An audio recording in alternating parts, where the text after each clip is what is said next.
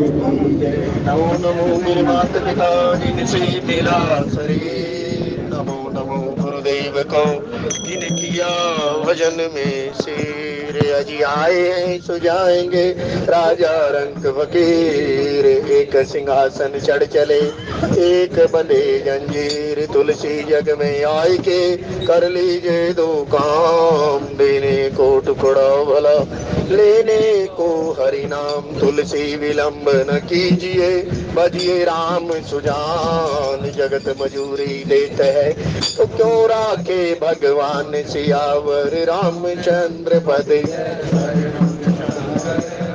जय जय सिया राम। बांधव तुलसी के चरण की नव जगी काज, कली समाज बूढ़त लखऊ फिर चौ सप्त जहाज। सियावर राम जय जय राम मेरे प्रभु राम जय जय राम। श्री राम जय राम जय जय राम, श्री राम जय राम जय राम, श्री राम जय राम जय जय राम, श्री राम जय राम जय राम, श्री राम जय राम जय राम, श्री राम जय राम जय राम, श्री राम जय राम जय राम, श्री राम जय राम जय राम, श्री राम जय राम जय जय राम, श्री राम जय राम जय राम, श्री राम जय राम जय जय राम, श्री राम जय जय जय राम, श्री राम जय राम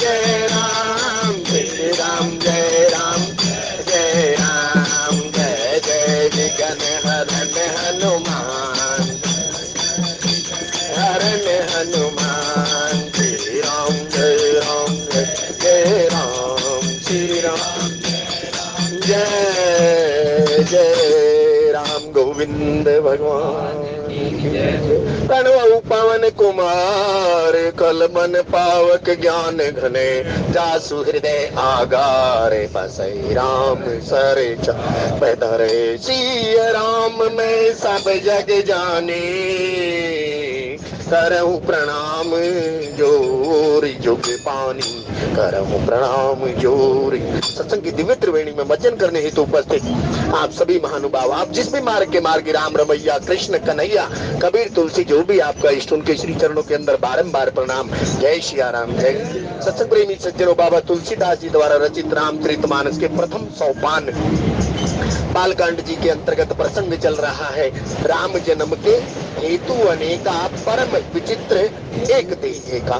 तब यहाँ पर मेरे गोस्वामी जी कहते हैं आदिदेव शंकर जी के माध्यम से, वो कहते हैं हे उमा, अब परम पिता परमात्मा का मैं दूसरा अवतरण की कथा तुम्हें सुना रहा हूँ, इसलिए सदा तुम मन लगाकर कथा सुनना, क्योंकि समय कम है, प्रसंग बहुत लंबा है, क्योंकि जिनकी बारी थी वो महात्मा दोनों में से कोई नहीं आ पाया, इसलिए आपको हमें ही झेलना पड़ेगा। गोविंद भगवान की जय। यदि हम विचार करें प्रसंग के ऊपर, आप देखिए गोस्वामी जी कहते हैं स्वयंभू मनु और शत्रुपा की बात है। यदि स्वयंभू का अर्थ आप देखें तो स्वयं निर्मित, स्वयंभू मतलब अपने आप।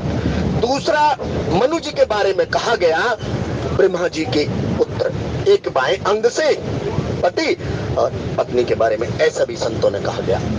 लेकिन संत महात्मा कहते हैं हे भाई, जो संत और भगवंत की कथा को तर्क वितर्क को छोड़कर सतर्क होकर सुनता है तो उसके हृदय रूपी पटल खुल जाते हैं। महात्मा ने कहा कि भाई, महात्मा जी कहते हैं कि भाई सतर्क होकर सुनो, सावधान मदहीना होकर सुनो। जो आप जानते हैं वो तो आप जानते ही हैं। संतों ने कहा आपको वो जानना है जो आप नहीं जानते हैं। तो वाल्मीकि जी क्या कहते हैं? वाल्मीकि जी यही तो बात कहते हैं, जिनके श्रवण समुद्र समाना राम जी, कथा तुम्हारी सुभग श्री नाना राम। उन्होंने कहा क्या? उन्होंने यही तो बात कही है परमपिता परमात्मा, जो आपके नाम रूप लीला गुण धाम को सुनते हुए नहीं अगाते हैं, आप उनके हृदय रूपी सरोवर के अंदर विश्राम कीजिए। बात केवल इतनी सी है सत्संग प्रेमी सज्जनों। जब देखो, यदि मान लिया ये जीवात्मा खड़ी, जो जीवात्मा खड़ी है, हो सकता है उसे कुछ न कुछ संबोधन के अंदर त्रुटि हो जाए, लेकिन संतों ने कहा ज्ञानी वो है जो त्रुटि को न पकड़कर मूल में चला जाए। वस्तुतः मूल क्या है? हे भाई, हम यहाँ किस लिए इकट्ठे हुए? क्यों? साधन धाम मोक्ष कर द्वारा राम जी। आदि शंकराचार्य जी ने कहा इस सत्य सनातनी जीव को त्रिकाल संध्या के अंतर्गत सुबह मिला और शाम को भी मिला। तो अपनी यात्रा का सदुपयोग जब गोस्वामी जी ने कहा देह धरे कर यह फल भाई भजिए राम सब काम बिहाई, तो बताओ आप अलग से कर भी क्या रहे हैं? तब संत महात्मा कहते हैं कि भाई यह संवाद किसका संवाद? ज्ञान और भक्ति का संवाद ही तो है ये संवाद जासु उर आवा रघुपति चरण भगति सोई पावा। सत्संग प्रेमी सज्जनों, महात्मा कहते हैं कि भाई ये संवाद जिसके हृदय के अंदर भा गया, फिर रघुपति के श्री चरणों के अंदर की जो भक्ति है ना, क्योंकि गिरा अर्थ जल बीच समय कयत भिन्न ने भिन्न बंदौ सीता राम पद जी नहीं परम प्रिय, और भक्ति स्वतंत्र सकल सुख खानी बिन सत्संग ने पावे ही प्राणी। तो उसी क्रम के अनुसार कहते हैं कि भाई ये संत महात्माओं की कृपा से हमें सत्संग रूपी सरोवर मिला, और इस सत्संग रूपी सरोवर के अंदर जिसकी जैसी आस्था उसके अनुसार स्नान कर लेना चाहिए। महात्मा तो ऐसे कहते हैं। तब यहाँ मेरे गोस्वामी जी जो दूसरा कारण बता रहे हैं, और वो कहते हैं हरे रामा रामा राम सीता सो में तुम सन कहूँ सबे सुन मुनीस मन लाए, राम कथा कलि मलहरनी मंगल करनी सुहाई। यहाँ याज्ञवल्क्य जी के माध्यम से गोस्वामी जी चेता रहे हैं। याज्ञवल्क्य जी कहते हैं, हे भारद्वाज मुनि श्रेष्ठ, मैं आपको परमपिता परमात्मा की कथा जो सुना रहा हूँ उसे आप ध्यान लगाकर सुनना। कली से या कलिमल हरनी मंगल करनी तुलसी कथा रघुनाथ की, ऐसे परमपिता परमात्मा की कथा का मैं तुम्हें रसास्वादन करा रहा हूँ। इसलिए आप सो में तुम सन कहूँ सबे सुन मुनीस मन लाए। एक तरफ ज्ञान घाट और एक तरफ कर्म घाट है। कर्म घाट के वक्ता याज्ञवल्क्य जी कह रहे हैं, हे भारद्वाज जी, मैं तुम्हें अब वो दूसरा चरित्र विचित्र कथा सुनाने जा रहा हूँ, इसलिए ध्यान लगाकर सुनना। यदि जीव ने ध्यान लगाकर ये बात सुन ली तो मेरे गोस्वामी जी ने अगली पंक्ति कहते हैं, राम कथा सुंदर करतारी संशय विहग उड़ावन हारी। क्योंकि मोह सकल व्याधिन करे मूला तिनते पुनि उपजहि बहुसूला। क्योंकि मोह के कारण ही काम क्रोध लोभ, कहते हैं संत महात्मा, इनकी उत्पत्ति होती है। क्योंकि जब यहाँ लेकिन राम कथा, तब गोस्वामी जी यहाँ कह रहे हैं, राम कथा कलिमल हरनी मंगल करनी सुहाए। तब कहते हैं कि भाई जिसे ये मंगलों के करने वाली परमपिता परमात्मा की कथा जिसे सुहा जाती है, आरती के अंदर जब आप रामायण जी की आरती गाते हैं ना, कलिमल हरनी मंगल करनी, तब वो कहते हैं कि भाई ऐसे कली के जितने दोष होते हैं ना वो उसके नजदीक भी नहीं आते। तब गोस्वामी जी जो इस जीव को समझा रहे हैं वो केवल इतना ही बता रहे हैं, हे भाई सतर्क होकर परमपिता परमात्मा के गुणों का गुणानुवाद आप करते ही रहिए। फिर आप देखिए इस शरीर की या इस जीव की अवस्था क्या होती है। फिर मान अपमान आपको ना इधर उधर कहीं नजदीक भी नहीं आएगा। तब उसी कर्म के अंदर मेरे गोस्वामी जी कहते हैं, स्वयंभु मनु अरु सतरूपा राम जी जिनते भय नर सृष्टि अनुपा राम जी। प्रथम कहते हैं कि भाई मनु महाराज, वैसे तो स्वयंभू की बात की, स्वयं निर्मित, लेकिन कहते हैं इस अनुपम सृष्टि के प्रथम पुरुष मनु महाराज हुए। तब यहाँ ये जो अगली पंक्ति के अंदर मेरे गोस्वामी जी कहते हैं, जो कल आचरण की बात कर रहे थे ना, हमें निज धर्म पर चलना सिखाती रोज रामायण, सदा शुभ आचरण करना सिखाती रोज रामायण। तब दंपति धर्म आचरण का राम जी, अजहु गाव श्रुति जिनके लिखा राम जी। तो अब आप यदि दंपति धर्म की बात अगर देखें तो पहले दंपति रामचरितमानस के अंदर कौन कौन आए? यदि महाराजा दशरथ का दाम्पत्य जीवन यदि आप देखें, या विदेहराज जनक जी का देखें, या आदिदेव शंकर और पार्वती जी का देखें, हिमाचल राज या मैना जी का आप देखें, तो महात्मा कहते हैं ये धर्म धुरंधर ही थे। तो धर्म ने दूसरे सत्य समाना है भाई। जो जीवना धर्म को धारण करता है या धर्म के अनुसार जीवन जीता है या धर्म आचरण के अंदर मर्यादा रखता है, वो फिर तो उसके पोह बारा हो जाते हैं। कहते हैं ये जो मनु महाराज थे, ये दंपति धर्म आचरण का राम जी, अजहु गाव श्रुति जिनके लिखा राम। दोनों पति पत्नी धर्म प्रायण थे, जिनके चरित्रों का गुणगान या जिनके आचरण का गुणगान आज भी श्रुति और पुराण करते हैं। क्यों करते हैं साहब? गुण तो उसके ही गाए जाएंगे ना जिसके जीवन के अंदर मर्यादा होगी। अमर्यादित व्यक्ति के कोई गुण गाता है क्या?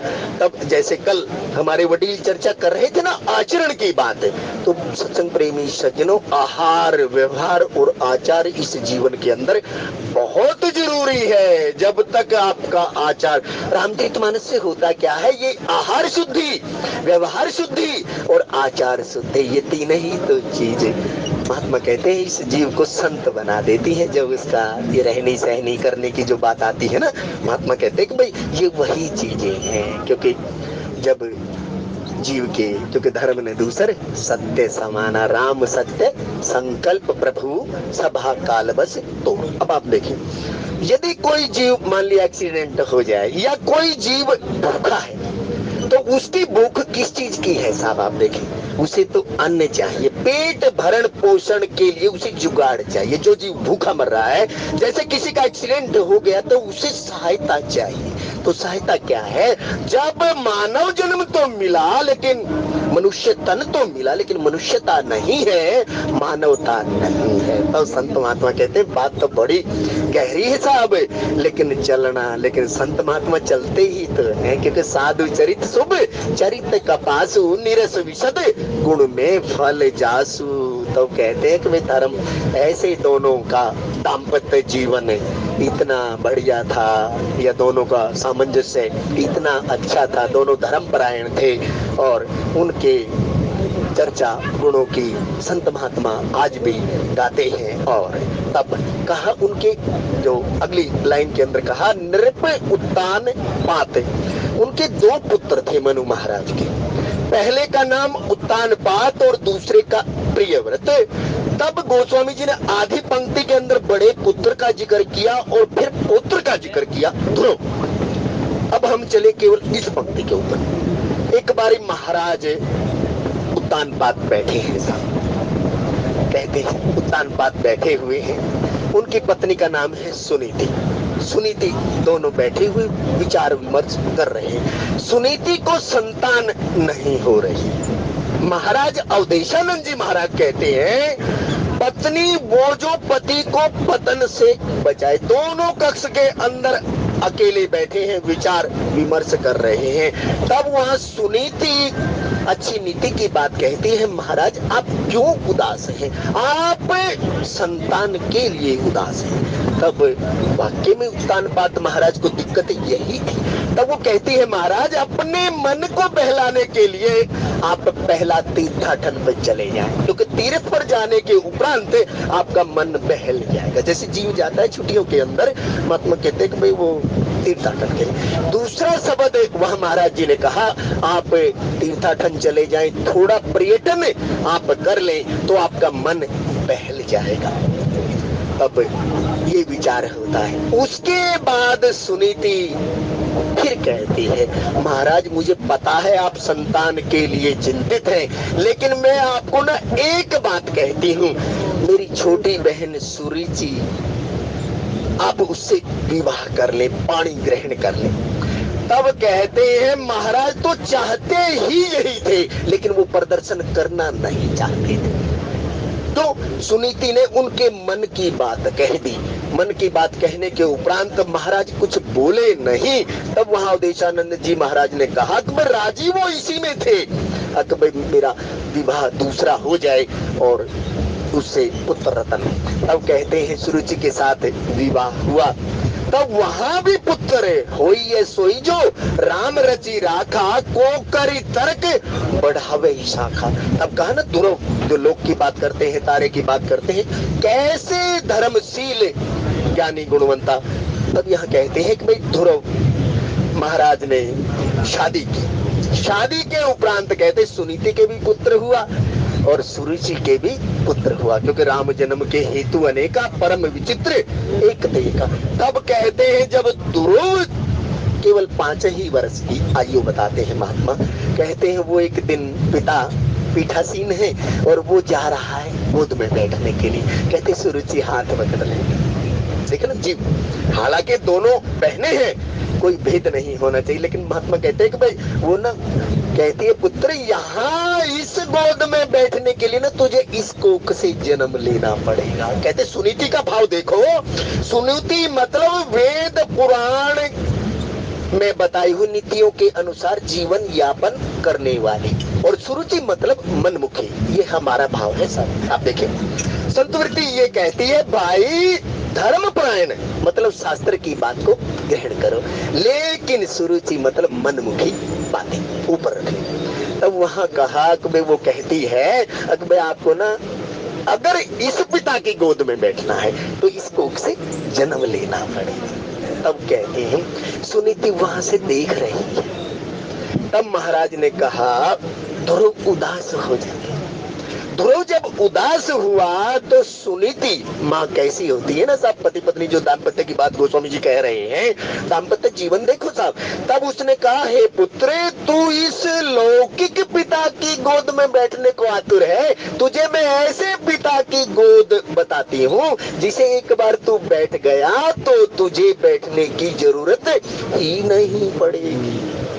जो सबका पिता है, जो सबका नाथ है, मैं तुझे वो बता दी।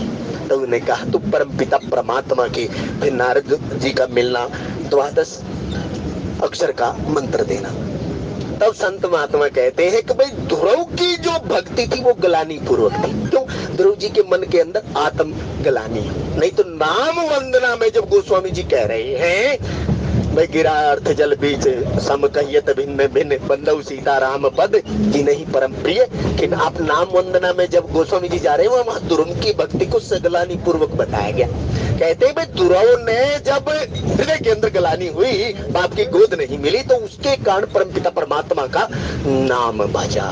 लेकिन उस अबोध बालक ने इतना नाम भजा, इतना नाम भजा, महात्मा कहते साक्षात विष्णु स्वरूप सामने प्रकट हुआ।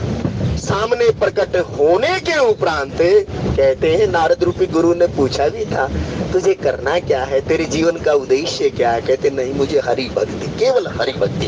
कहते हैं जब परमपिता परमात्मा साक्षात रूप में उसके सामने प्रकट हुए तब उन्होंने कहा हे पुत्र मांग तू कुछ, तू चाहता है क्या? तब कहते हैं कि भाई वासुदेव श्री कृष्ण ने स्पर्श किया उसे शंख के द्वारा। कहते हैं पूरा का पूरा अध्यात्म जगत ध्रुव के यहाँ था।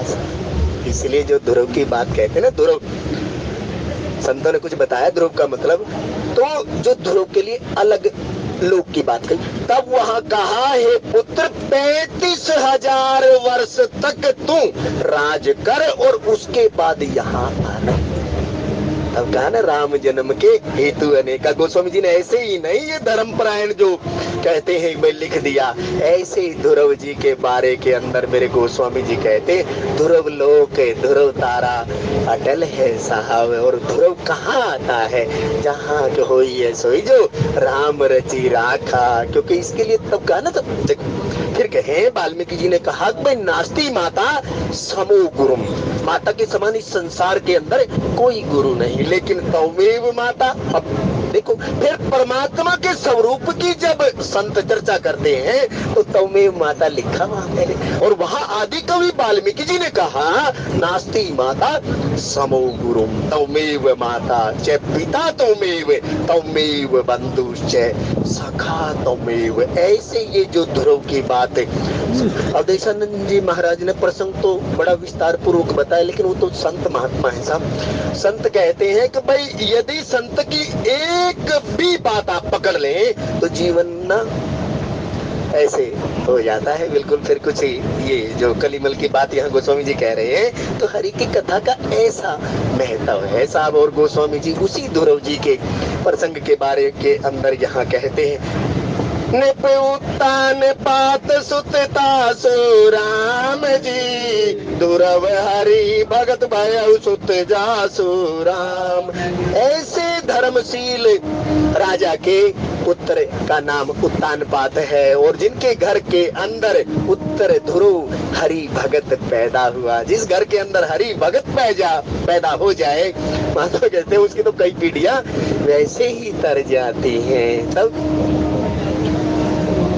कहा साहब, तो संत महात्मा कहते हैं कि भाई ये जो कथा है ना, जो पहले विचित्र शब्द आया ना, तो महात्मा इसी बात के लिए कह रहे हैं। तो दूसरे कहते हैं, लघु सुत नाम प्रिय व्रत ताहि राम जी, वेद पुराण प्रशंसी जाहि राम। उनके छोटे पुत्र का नाम प्रियव्रत था, उत्तानपात और प्रियव्रत, दो ही पुत्र थे। दो पुत्रों के उसके कहते हैं भाई वेद और पुराण। हम किसका आधार लेते हैं? हम वेदों का आधार लेते हैं, श्रुतियों का लेते हैं, पुराण का लेते हैं, भागवत का लेते हैं, रामायण का लेते हैं।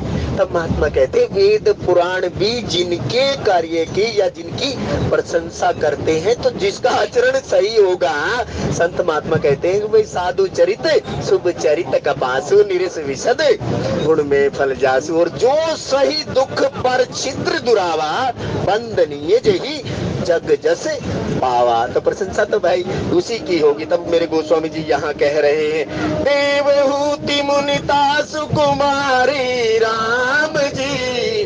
फिर उनकी पुत्री का भी नाम देवहूति बताते हैं। कर्दम ऋषि के यहाँ पाणी ग्रहण होता है, लेकिन पुत्र देखो हरि भगत आया।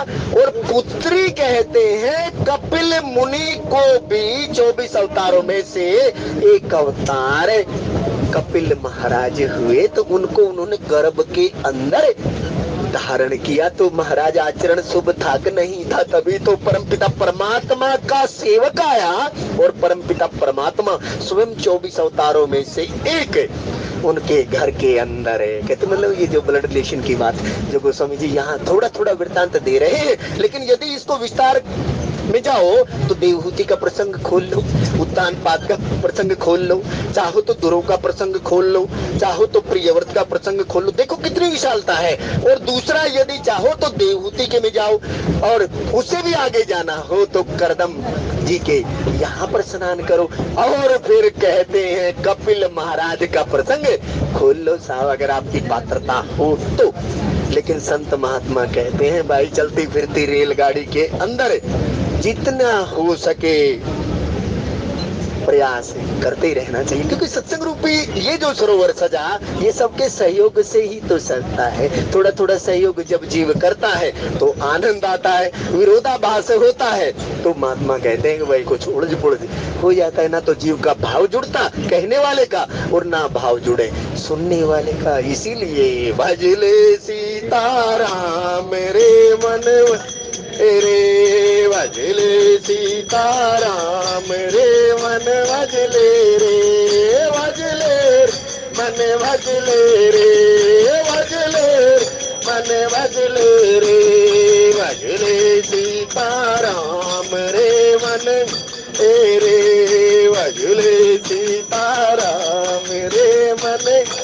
देखो गोस्वामी जी कैसे लेकर जा रहे हैं कर्म के अंदर। गोस्वामी जी कहते हैं कि भाई देवहूति पुनीता सुकुमारी राम जी, कहते हैं कि भाई देवहूति उनकी पुत्री थी, कुमारी थी। तब यदि जनक महाराज के प्रसंग में आप जाएं, जब सीता जी को वो वन में देखते हैं ना, तो कहते हैं पुत्री पवित्र किए कुल दुख।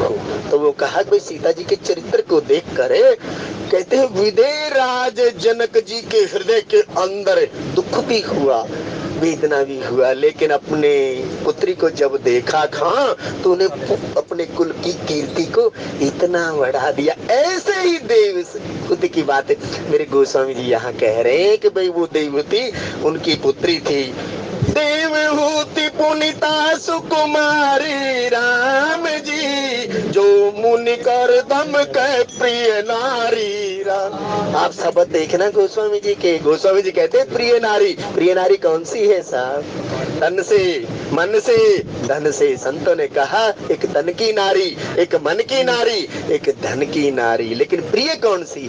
प्रिय जो हृदय जिनका संत यहाँ कहते हैं। और गोस्वामी जी कहते हैं जो मुनि कर दम के प्रिय नारी हमें जी, आदि देव प्रभु दीन दयाला राम जी, जठर धर उजई कपिल कृपाला राम जी। देखो तो सही, आदि देव परमपिता परमात्मा के अवतार की कथा मेरे गोस्वामी जी ने यहाँ गाई। और एक ही लाइन के अंदर कहते हैं उसके देवहूति जी के गर्भ से वो कपिल मुनि का अवतार हुआ। और गोस्वामी जी कहते हैं देखो आदि देव प्रभु दीन दयाल। देखो परमात्मा का बाणा ये सब दीन दयाल, क्योंकि जो दीनों के ऊपर या जो आर्त भाव से जीव रहता है वो इतना कृपाल है, जो प्रभु दीन दयाल कहा हुआ। तो वो परमपिता परमात्मा इतना दयाल है भाई, अगर जीव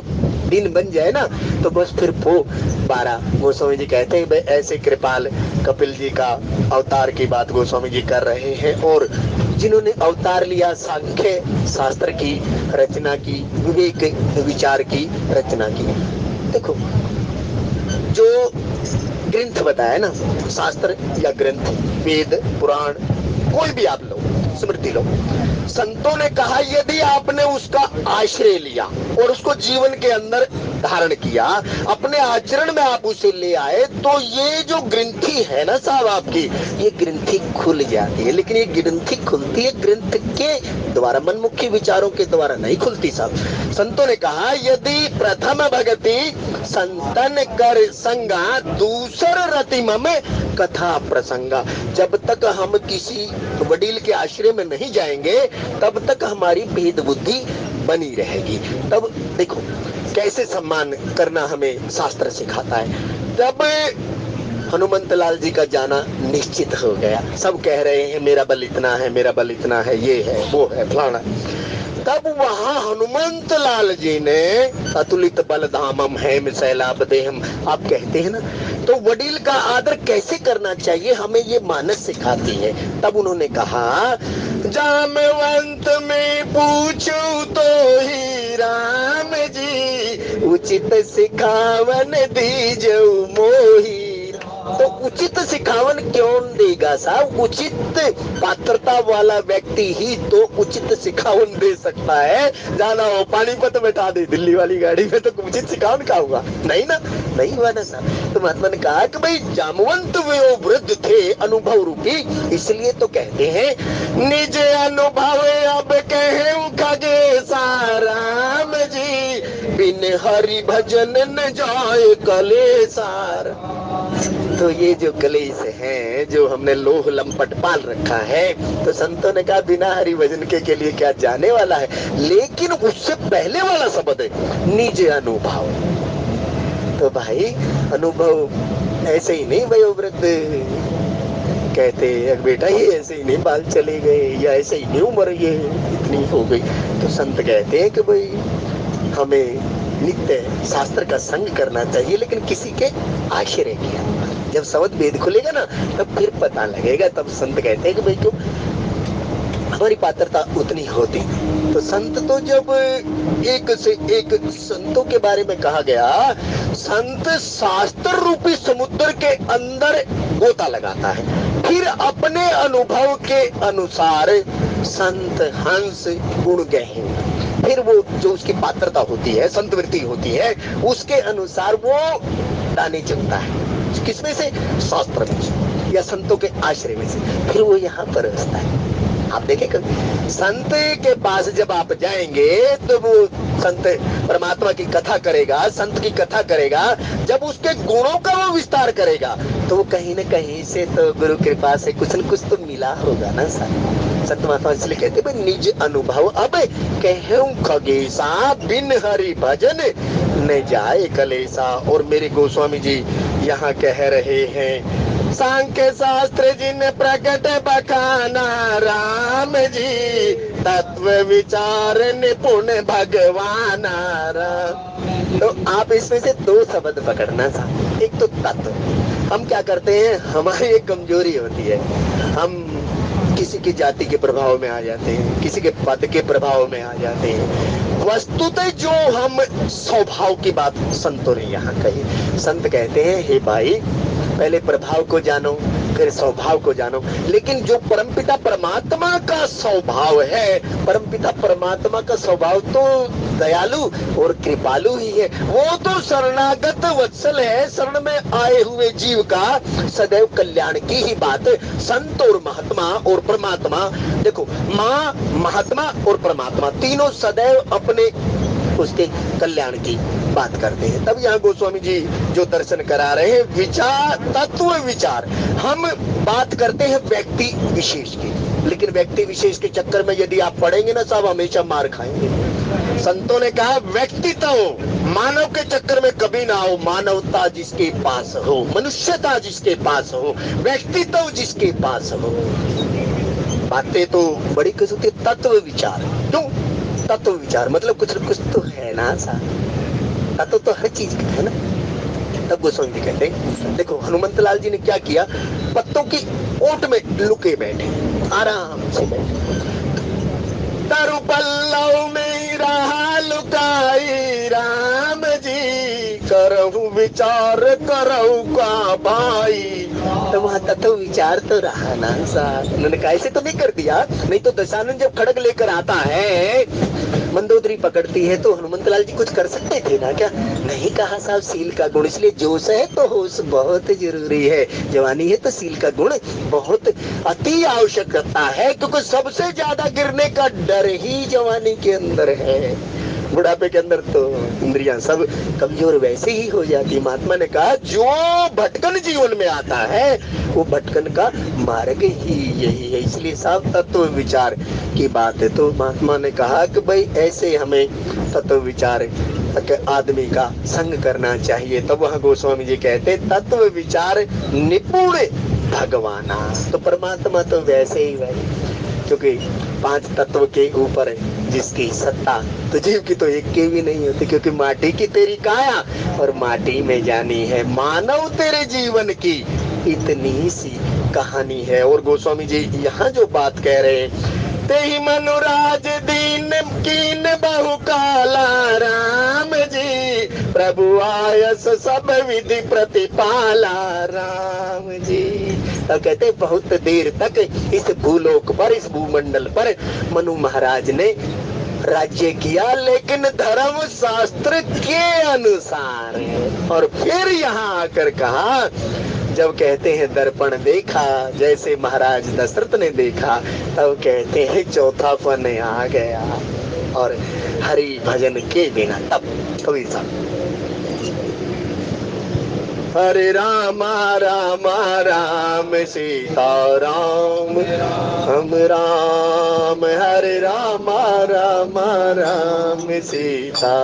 चौथी बैठा बूढ़ा बनकर कौन में खाटे गलाए, चलन फिरन की सूरत रही ना सेवाली करवाए जीव, तूने दूसरों से कुछ करवा तो लिया लेकिन अब भी चेत जा। तब कहते कि भाई उन्होंने देखा हाँ उम्र जा रही है। तब अगले दोहे के अंदर देखो, ये गृहस्थ का प्रसंग है पूरे के पूरे। ये जो प्रसंग चलेगा ना मनु महाराज का, ये कि ये हम जैसे गृहस्थियों का प्रसंग है। तब अगली पंक्ति के अंदर मेरे गोस्वामी जी कहेंगे, बरबस राज सुत ही तब दीना। यदि हमें कोई खींचता भी रहे ना तब हम चाप भी नहीं देते, लेकिन उसने कहा बरबस राज सुत ही तब दीना, लेकिन होई है सोई जो राम रची राखा। क्योंकि राम जन्म के हेतु अनेका परम विचित्र एक संत महात्मा कहते हैं, ये जो हे उमा, ये परमपिता परमात्मा की जो कथा है ना, ये जीव को जगाने का काम करती है। तब कोई ने विषय विराग भवन बसत बात चौथे पने, हृदय बहुत दुख लागे जन्म गयऊ हरि भगति बिन। अब आप देखो, होई ने विषय विराग। अब ये शरीर क्या है? ये शरीर एक भवन है। गोस्वामी जी ने कहा, हे महाराज या हे परमपिता परमात्मा, ये जो भवन है ना मेरा, ये चोरों का समूह है, इसलिए आप ना इसके अंदर धनुष बाण लेकर विराज, नहीं तो आप पढ़े भी नहीं पत्रिका। ये जो मेरा भवन है, ये जो काम क्रोध लोह रूपी विचार है, उनका भवन बन गया है। तब महात्मा कहते हैं कि भाई वहां गोस्वामी जी कहते हैं, महाराज ये मेरा जो हृदय है ना, ये तो चोरों का घर बन गया, इसलिए ना आप इसके अंदर धनुष बाण लेकर विराज जाओ। तब भवन के बारे में कहा, ये शरीर भी सब भवन है। अब आप देखो, आप मंदिर बनाते हैं, मंदिर में देव मूर्ति आप स्थापित करते हैं, लेकिन सत्संग प्रेमी सज्जनों, एक महाराज ने ये कहा, महाराज कहते हैं कि भाई देखो, आप परमात्मा के लिए रहने का स्थान बनाते हैं, आप तीर्थाटन करते हैं, आप पर्यटन करते हैं, लेकिन बेटा एक बात ध्यान रखो, उसने अपने लिए स्वयं